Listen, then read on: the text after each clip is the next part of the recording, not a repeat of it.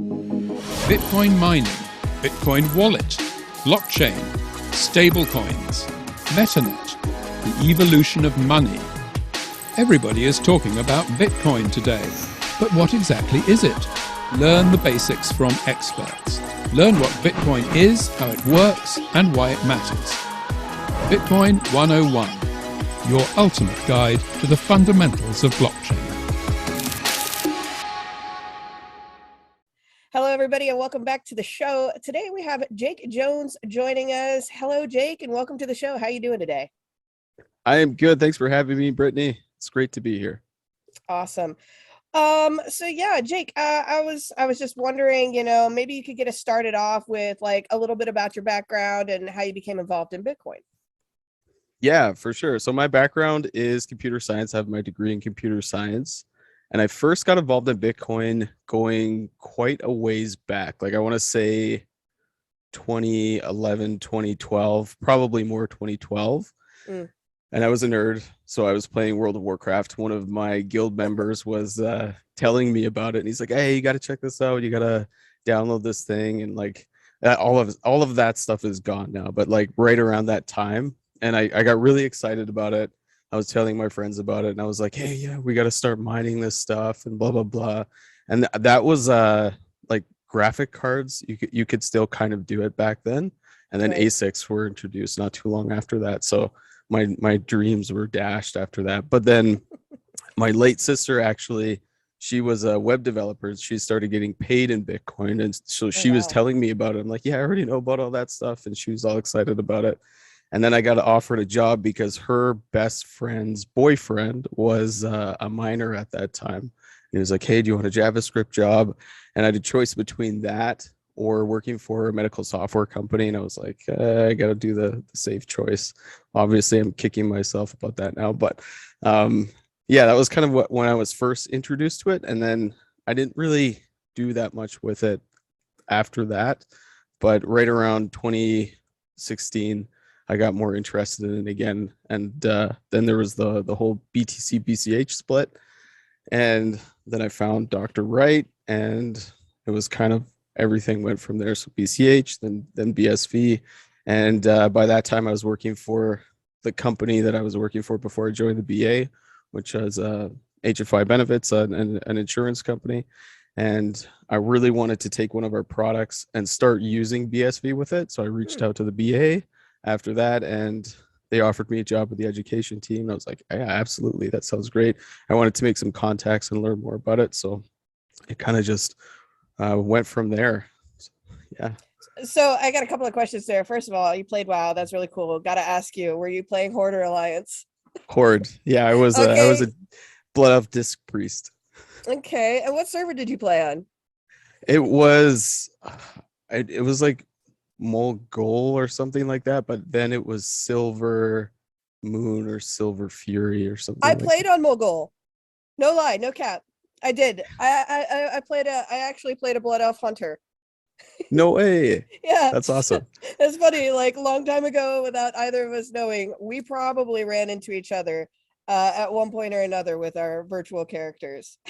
Yes, that's fantastic. That's awesome.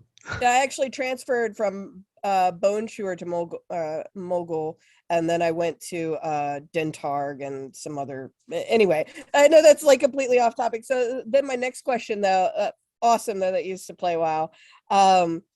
My next question though is, so you mentioned that you were working for an insurance company and you had like a product that you wanted to bring to blockchain, and so you reached out to the BA.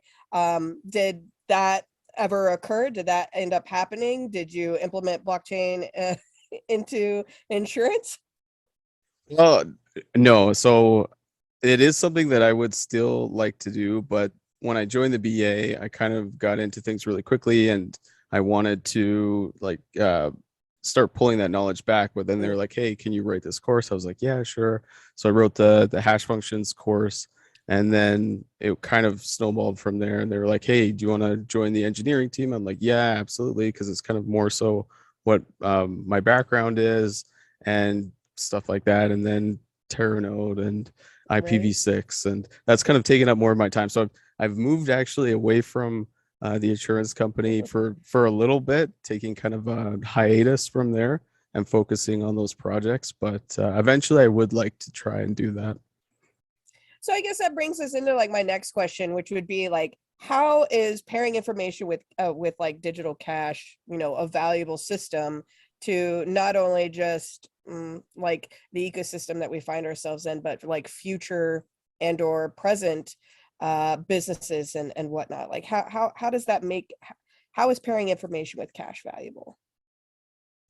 It is, yeah, this is one of the coolest things I think about Bitcoin is George Gilder talked about it at one of the CoinGeek conferences too, and he wrote one of his books on it. And it's this native pairing of information and cash that allows us to derive innovation. And if you go all the way back, and I'm probably pronouncing this wrong, but like the Acheulean axe and the hand axe, they find them all over Africa and other parts of the old world, like the Indian subcontinent, etc. And they use them to, it's basically they took a piece of rock, they smashed it with another rock, and they made kind of a sharp rock that they could, you know, dress game with and stuff like that. Mm-hmm. And that was what most scientists say is kind of the first technology that we have in our history. And then you follow that all the way up through present day. And really, the only reason we've been successful as a species is innovation. Mm-hmm. And so we need to do everything that we can to, I guess, empower or cultivate our most important resource, which is people and human ingenuity. And Bitcoin is really the base of that, and it gets us to the next level of human innovation. It's kind of the way I see it. It's high entropy information. So I guess like how is this key to understanding like more complex systems and generating those new innovations? Like how do you see the path moving forward? Yeah, for sure. So that, again, going back to information entropy. So Claude Shannon, it's like the 1940s, 1950s. He developed the information theory, and one of the key concepts in information theory is information entropy. And it's this idea of basically you take the probability of something happening, and the higher the probability, the lower the information entropy. It's unsurprising, but the lower the probability, the more surprising it is, and that's it's often useful to have that information. So if you think about like winning the lottery, there's a really low chance of winning the lottery. You pretty much expect that you're going to lose, but the one time you do win the lottery, that's a very high entropy piece of information. It's very surprising, and so you can take that concept and map it to innovation, and it's kind of an if and then thinking. We're the only species that's able to do it. So you take things that are seemingly unrelated and you test bringing them together, and if they do something useful and it's surprising, you're deriving from high entropy information, you're deriving innovation. And so that's what Bitcoin does, is it provides this low entropy substrate by tagging things to the blockchain, by using transaction templates and just almost cataloging all of this information and allowing everybody to use the same substrate. Then we can start deriving patterns from it. We can start finding high entropy connections and start deriving new innovations from it and solving the really big problems like weather, for example. It's something that we still struggle with today. I feel like the weather predictions are getting worse as as time goes on. So being able to tag all that stuff to the blockchain and then looking for different patterns that we're really not able to derive in any other way is going to be hugely important for us to continue innovating and being successful. I had a conversation with Kurt Walker Jr. recently about like, storing data on the blockchain and whatnot, and how he was saying that the data storage is probably the most valuable part of the blockchain, just for the simple fact that like what you're saying, that data can be like input into like a spreadsheet or something, and you can start mapping out probabilities and outcomes and that sort of thing. So I think that's really interesting, actually, because I hadn't really thought about what that data might be used for. Aside from, I'm sure people in like the broader ecosystem would be like, well, we don't really need to store all that information on the blockchain. What's the real usefulness of it? And it's just taking up space and yada, yada, yada. But and those types of like thinking about it from that point of view, I think that's really, really interesting. So I'm sorry, I went on a ramble there for a second because the brain started working. But yeah, so how can this help to solve like unsolvable current complex issues such as banking the unbanked, or even things such as like mental health? Like, is there a way in the future that you see us being able to like store PHI on the blockchain, or making it so that people in third world countries have the opportunity to have a banking account, which stops them from getting access to basic information and documentation in their countries? Yeah, for sure. So I think really the key is micropayments. So when you think about micro entrepreneurship, it's and Craig talks about this all the time. It's one of the key motivators for him with kind of his Wesleyan based ethics and what he's trying to do with the blockchain is, and it goes back to trying to cultivate as much human ingenuity as possible. But you have a micro entrepreneur in a country and on the other side of the world, but they're able to take their product and sell it directly to somebody else on the other side of the world. And they don't have to go through that huge network of middlemen, all that friction. They can get right into the market right away, and that allows them to keep a lot more of their money. And then they also get the benefits of maybe having kind of a, I wouldn't even call Bitcoin a banking stack, but being able to at least somewhat protect their money versus having it in cash where maybe they don't have any protection, and it's pretty easy for it to be stolen. I would say though, and this may not be a super popular opinion, but I kind of argue against the whole storing data on the blockchain, just because Section 8 of the white paper, SPV, simplified payment verification, I think for the blockchain to operate at the scale of millions and billions of transactions a second, you can't really store data directly on the blockchain. It has to be a reference to it or a hash or something like that. Really, a transaction moves one way through the system. So you send it to the mining network and you shouldn't expect to see it back. From once it's mined into a block, you're using a Merkle proof to basically check that it's being mined into a block, but you're not really ever pulling from it. With that said, though, there's nothing stopping a miner or a node from setting up like a cloud storage service, and then you're just pulling it that way. Or with IPv6, for example, there's ways for those services to get that data upstream from the node network itself. Yeah, it's really interesting because I can see both sides to the argument. Obviously, I think being able to store information like that on the blockchain, and to be able to like what kind of business? Let's see. Like we were talking about weather, like a weather business that was like constantly inputting data into the blockchain. Then all of that can be kind of like summarized and compiled and be used to help predict future weather patterns and whatnot. And so I think things like that are very useful. But then on the other side of that, not storing all of the information on chain kind of reminds me too a little bit about like like Ethereum not putting their NFTs like OpenSea and not putting their NFTs actually on chain. It's just like a pointer associated with a hash, that sort of thing. And so I'm like, does all information actually need to be stored on chain, or just the valuable information? And then I guess at that point it's like, well, how do we determine what information is valuable and not? Well, I would, it's not really like Ethereum in that sense. It's more so like using a file syncing mechanism without actually pulling the file. So like cloud service providers, like the more traditional use of a Merkle tree is for file synchronization. Like Git uses it. A lot of cloud service providers like Google Drive use it. And basically you're just saying, yeah, this file on my computer is the same as the file in that other place. And so it's just using that Merkle proof to do that process. So you're not actually pulling the data from there. You're just saying, yeah, this was timestamped into a block.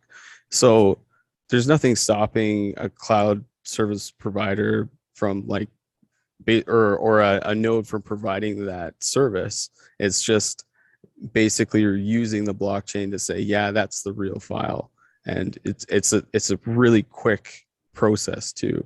So I don't know if that answers your question, but it does. I'm not super techie. Like I understand a lot, but yeah, the way you just explained it actually makes sense. But so I guess the next question that I had, because I want to get into like IPv6 and like Terranode in a second. Yeah, I kind of wanted to go into like, how do you believe that BSV is the original Bitcoin protocol, and how is it the only viable protocol for any blockchain system? yeah, so I honestly just listening. I hope more people take the time to really listen to what Craig says, because he has been laying this stuff out consistently Right. for such a long time now. And when you sit down and you really dig into it, it makes sense what he's saying. And basically, there's a subset of problems in computer science. I don't know if you're familiar with them. They're called NP hard problems. And basically, they're unsolvable problems. And so one of those, there's actually two of them. So one of them is the traveling salesman problem. And that's basically like, you think of Google Maps. It's finding the best route from one location to the other, which at a small scale, not that big of a problem. But once you start adding a bunch of destinations, like even if you try to do it on Google Maps, they have tons of processing power. It caps you out at a certain number of destinations on a route. And the reason is because it's so computationally intensive to find the best route when you're dealing with that amount of data. And this is the problem that all blockchains run into if you're not using the blockchain system that Craig has laid out in the white paper. The other one is also the knapsack problem. That problem is you have a bunch of items that you have to carry, and they have different kind of weights to them. You can only carry a certain weight from one location to another, so you have to figure out the optimal kind of set of items to put into your bag. That's what all proof of stake blockchains run into, and it's literally not a solvable problem.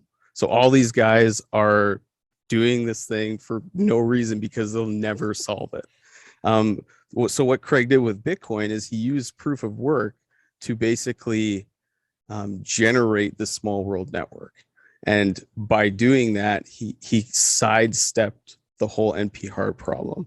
And that's really the genius part of Bitcoin, is he found a way to use incentives, economic incentives, to actually sidestep these issues. And for that reason, BSV is literally the only blockchain that will ever work. And that's pretty exciting. So when Calvin goes on Twitter and he starts saying like, yeah, we've already won, like, we basically have. It's just a matter of time, and obviously that's simplifying things, but there's a lot of other things we need to get in place before we have actually won. But it's it's kind of interesting to think about it. I find it funny because I know that Ethereum just went through the upgrade to switch to like the proof of stake model. And like, even when I was reading the upgrade papers, I was like, wait, so this isn't fixing gas fees and it's not fixing any scalability issues. So why is it being done? Like, what is the purpose? Like, I don't understand. And then of course, like I keep thinking about like how everybody just points to how Vitalik, whatever his name is, says like, oh, well, there's the trilemma problem. And so you can only get 2 out of the 3. And then I'm looking over at BSV and I'm like, well, it's not a problem. This has been solved. So I don't understand what the issue here is. But funny enough, yeah, I'm like, Vitalik was just a guy that was sad about his World of Warcraft account, and so anyway, so as I just go ahead, did you have something to say? No, that was funny. 100% agree. Yeah. So So, as I understand it, you're actually the head engineer of the IPv6 project. So, I guess let's start off real simple, and can you kind of take me through what IPv6 is real quick? Yeah, for sure. So IPv6 is the successor to IPv4. They tried IPv5 and they were like, no, this isn't working. So they went to IPv6. But basically what it does is it fixes the fundamental problem of IPv4, which is not enough address space. And we're running into this problem now where there's not enough IP addresses to give everybody their IP address. And even with what's called network address translation, which allows you to set up a local area network for sub IPs, like we see usually it's like 192.168. Whatever, that's your local IP address, and then you have your wide area network address, which is some other crazy number. But with IPv6, and the reason for that is it's I think it's like 32 something like that, 32 bits, and with IPv6 it's 128 bits. So there's literally more address space than there are like atoms in the universe or something ridiculous like that. Yeah, it fixes that problem completely.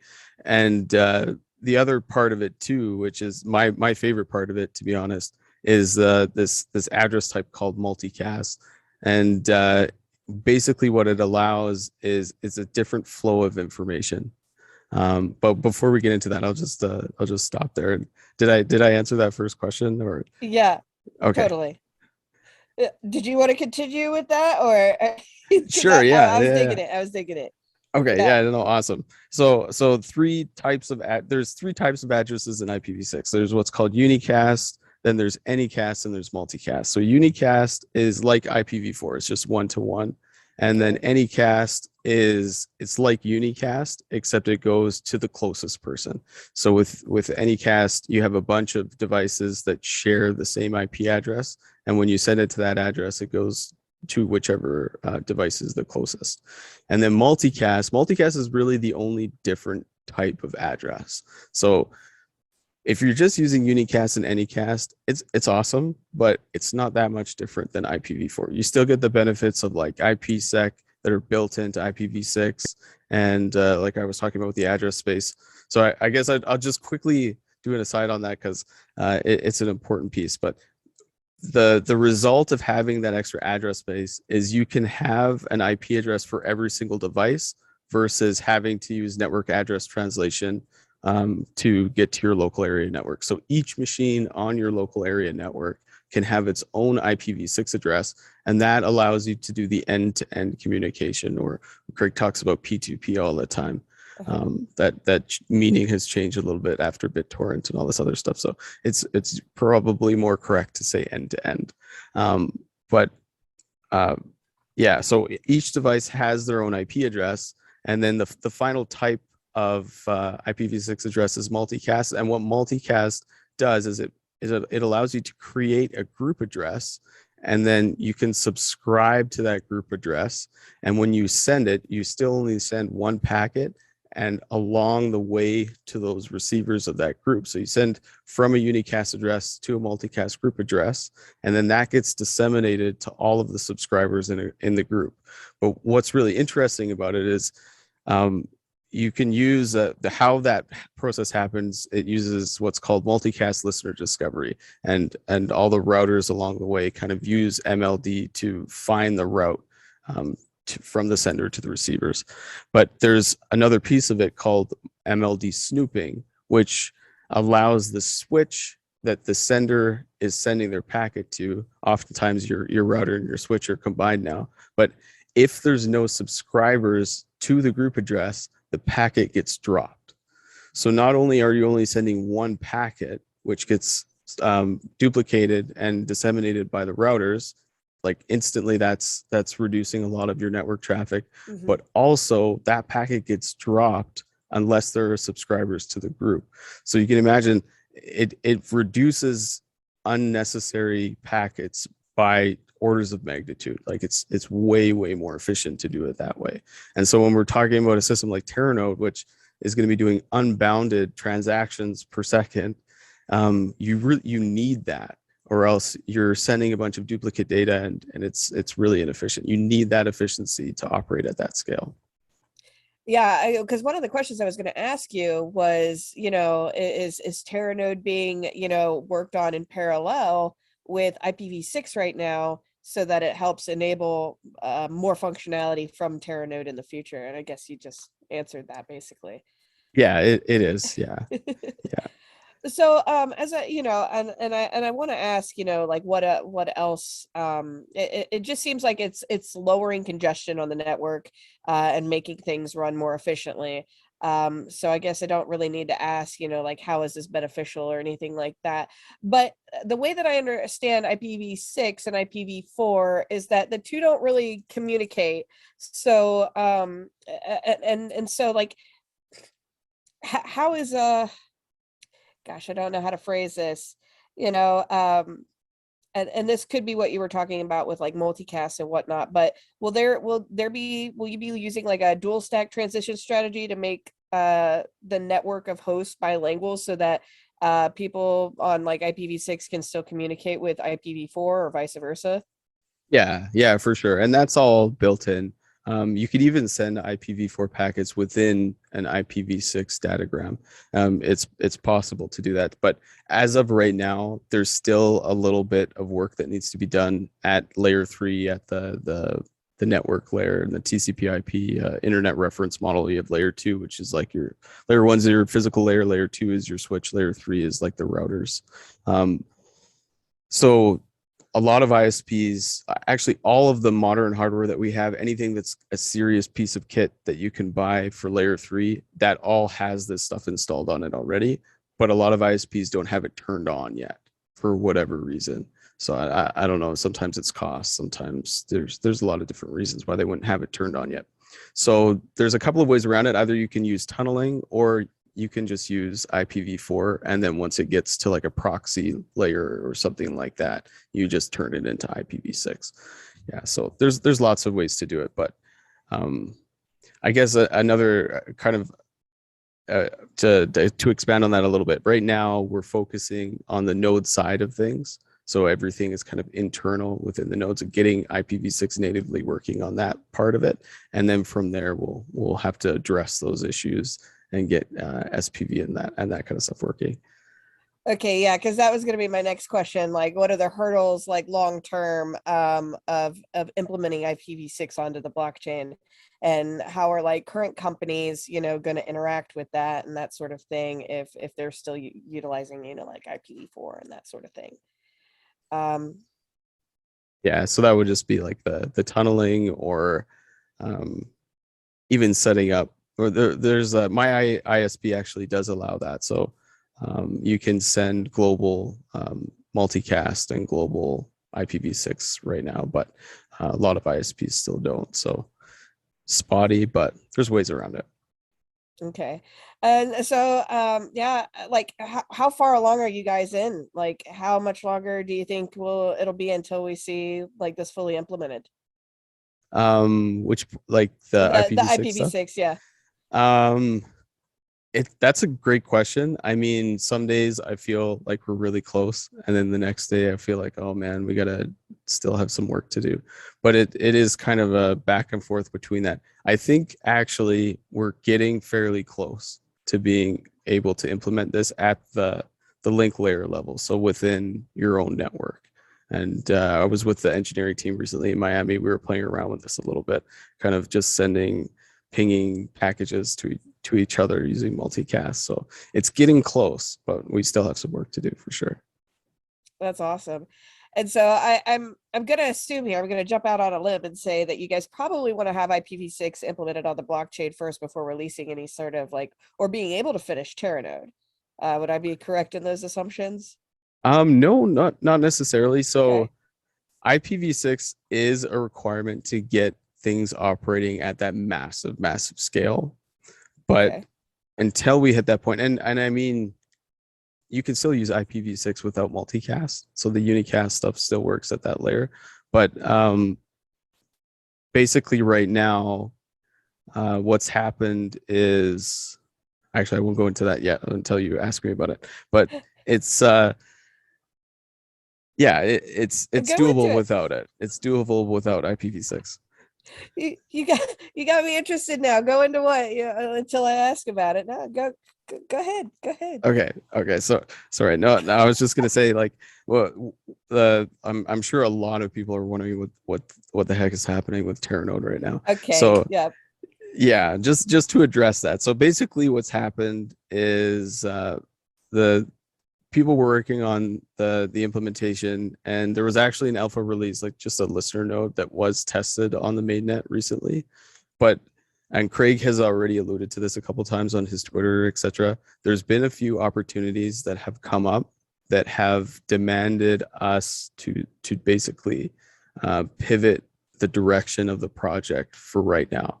So instead of focusing on a parity version for mainnet, we've shifted the focus of the project to scaling focused. So we need to get it operating, and which we're working on it. It's getting there, but the focus is scaling. So getting it to the first target is 1 million transactions per second, and then continuing from there.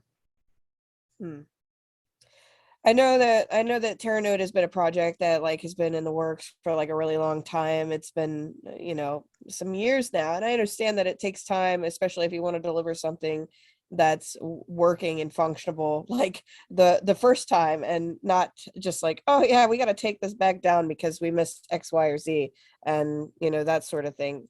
But how much longer do you think it's going to be before we actually see Terranode? Yeah, so I can't really give you a timeline. The other thing we've done is we've been trying to get away from setting these dates, like was what was done in the past, and it's going to be more so doing things incrementally.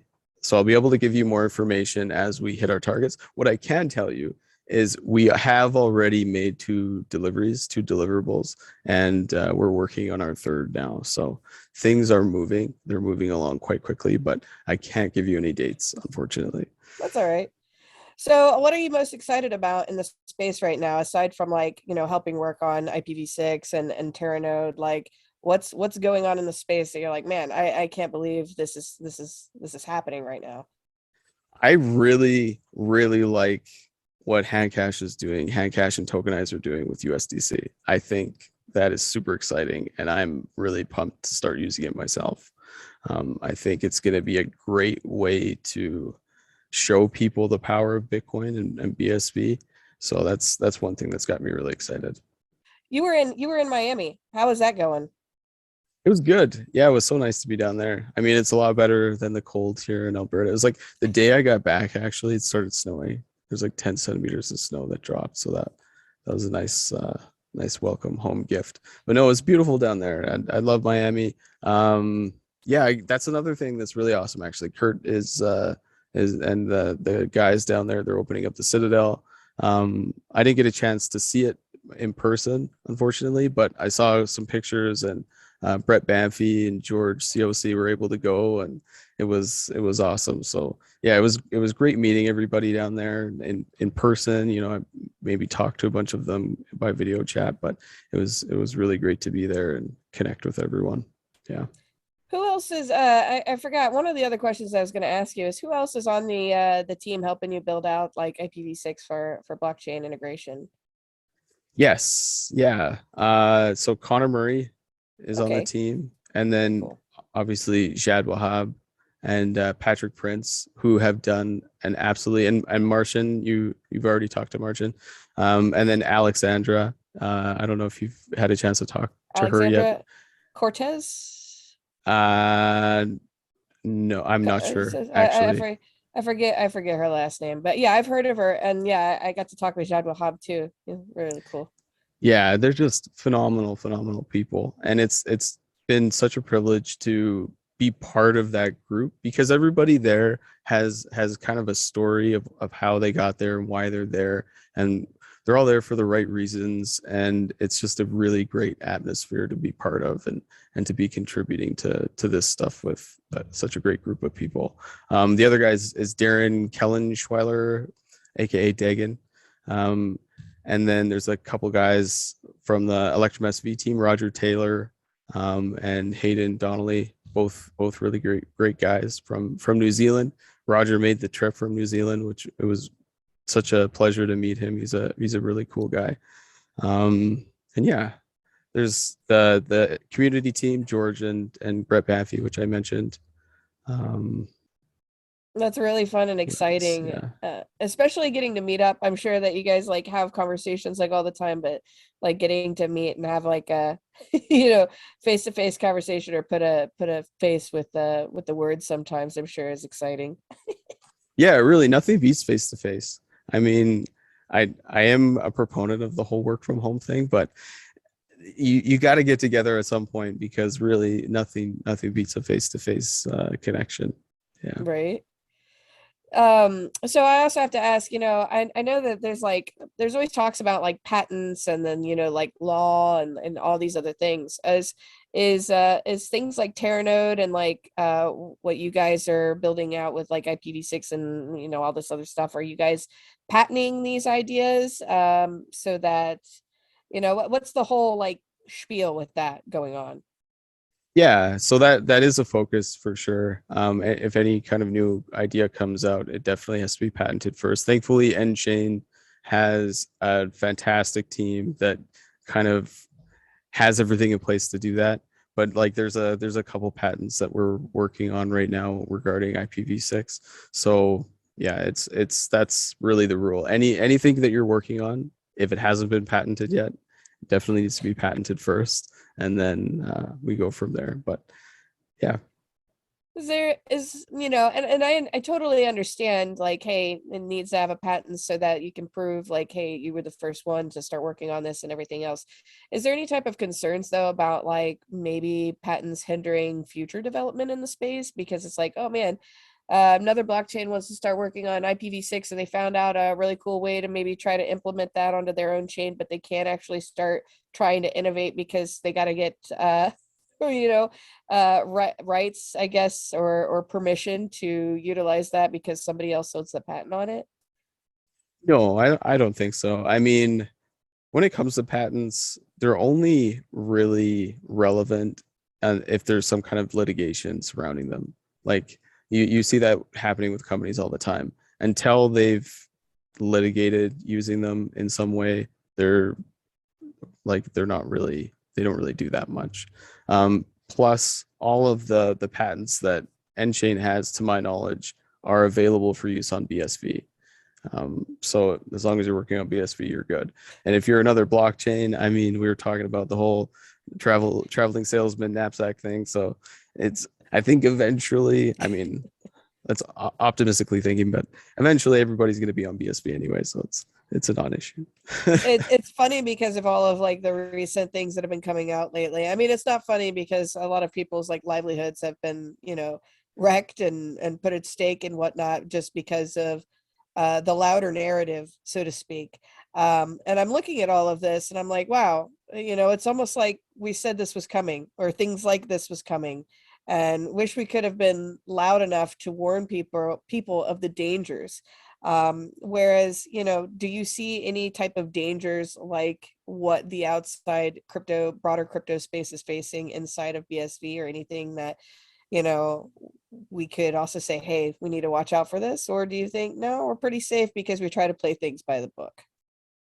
Yeah, I think ultimately it comes down to what we're trying to do in BSV, which is build things that are useful. So as long as there's that mentality of utility, I don't really see that danger being there. I mean, crypto is just pure speculation Right. at this point. It has been for a long time. So yeah, no, I wouldn't say that's a risk with BSV. I gotcha. Well, Jake, I don't really have any other questions for you right now, bud. So I didn't know if you had like any final closing thoughts or statements, or anything that in particular that you really hope people take away from the video today. I would just say I hope that people kind of look into what the underlying concepts are with Bitcoin and BSV, and just the promise of the technology. We talk a lot about the monetary value and stuff all the time, but this technology is fundamentally important for a lot of different reasons, and I hope people start kind of looking into that more and finding out about that more. Anything in particular that you're like, man, this is what people should, if they're going to start looking into it, this is what they should look into first? I would say start with Craig's blog is a good place. He has a lot of these ideas, but information theory, and if you're really curious, look into stuff like the fast Fourier transform, and then think about how the blockchain kind of empowers these different things and these different aspects of our lives. Gotcha. All right, Jake. Well, I appreciate you coming on the show today, and sharing your wealth of knowledge with me, talking to me about educating me on the IPv6 thing, giving us little snippets of Terranode. It's always fun to hear the little snippets of Terranode, regardless of whether or not we got an actual date of release or anything. It's always fun to just be like, oh yeah, we're still working on that. It's still coming. It'll be here eventually, you know. It's always the soon trademark, you know what I mean? But I know you guys are working hard, so I don't mean to tease, but I got it a little bit. But again, thank you so much for coming on the show today, Jake. Thanks so much for having me, Brittany. It's been a pleasure. Absolutely. Well, with that being said, guys, that is going to wrap it up for today. Go ahead and smash the like and subscribe button, and we'll see you next time. Bye-bye. Bitcoin mining, Bitcoin wallet, blockchain, stablecoins, Metanet, the evolution of money. Everybody is talking about Bitcoin today, but what exactly is it? Learn the basics from experts. Learn what Bitcoin is, how it works, and why it matters. Bitcoin 101, your ultimate guide to the fundamentals of blockchain. Thank you for watching. Please make sure to like the video, subscribe to our channel, and leave a comment below. Share this video with a friend, and also follow us on Twitter at BrittanyBits.